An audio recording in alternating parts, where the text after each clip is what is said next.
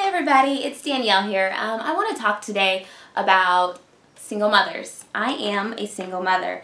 I recently watched a video on YouTube that was filmed, I guess, on the doctors, and Ann Coulter and Jillian Michaels, those were some of the guests. And Ann Coulter was going on about how single moms were bad and that we basically just breed criminals. I was kind of appalled by this, by that just sweeping generalization of single mothers. I think that what people have to look at instead of making those types of comments is the caliber and the character of the parents. And it doesn't matter if there's one parent or two parents, it matters the type of parents that you have and the time that is invested into you. And at the same time, there are people who have no parent that's involved, and they still overcome, and they still rise up and become successful. So at the end of the day, statistics are numbers. We are people, and so as people, we have the choice to make a decision not to become criminals or to, do something that isn't right.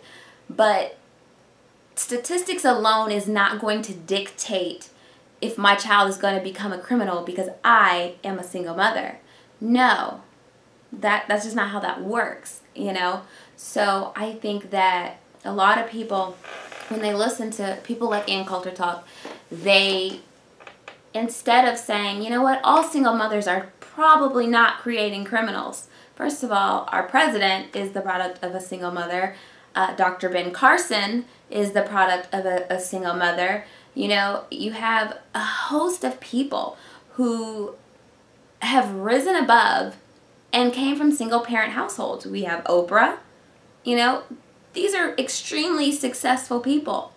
And regardless of if you like them or not, they're successful.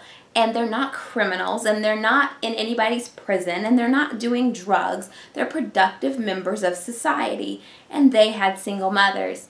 And it's not even just single mothers. There's single fathers out there.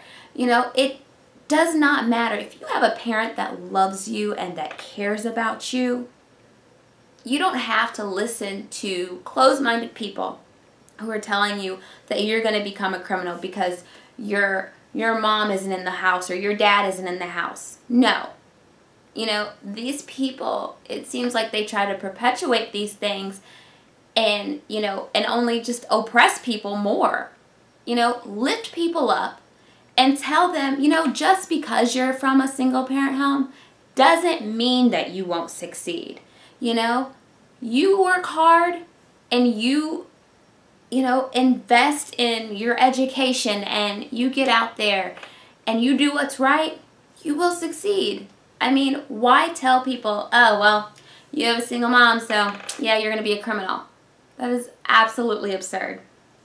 I've always had to deal with this because, I've been a single mom from day one. And I remember that when I was pregnant, I was in the Coast Guard, and I walked into the housing officer's office, and he was on the phone talking to someone about me, and he was on speakerphone, so I could hear, what the other person was saying, and the other person had made a comment about, oh, another one of them got pregnant, and, I was just taken aback because I'm thinking to myself, you don't know me, I'm not a statistic.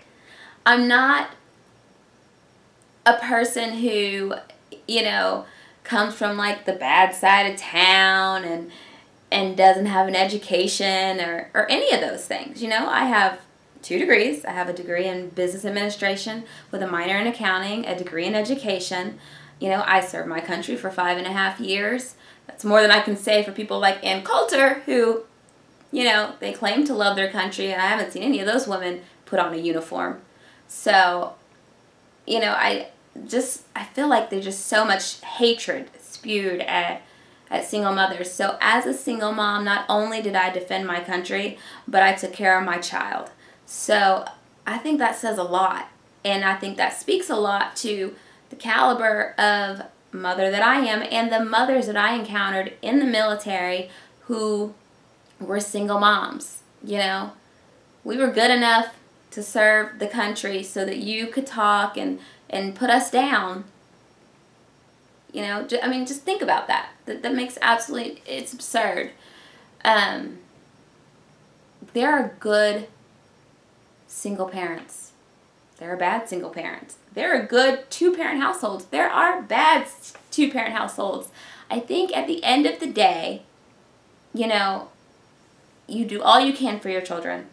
And then at some point they become grown and they make the choices themselves. But you instill in them that foundation, you know, to do better, to not, you know, make some of the same mistakes, or, you know, just to not end up in jail. You know, you just instill those types of things in your kids. You don't, you know, not just for the fact that there's not another parent there, it does not dictate if they're going to become a criminal. That's just ridiculous.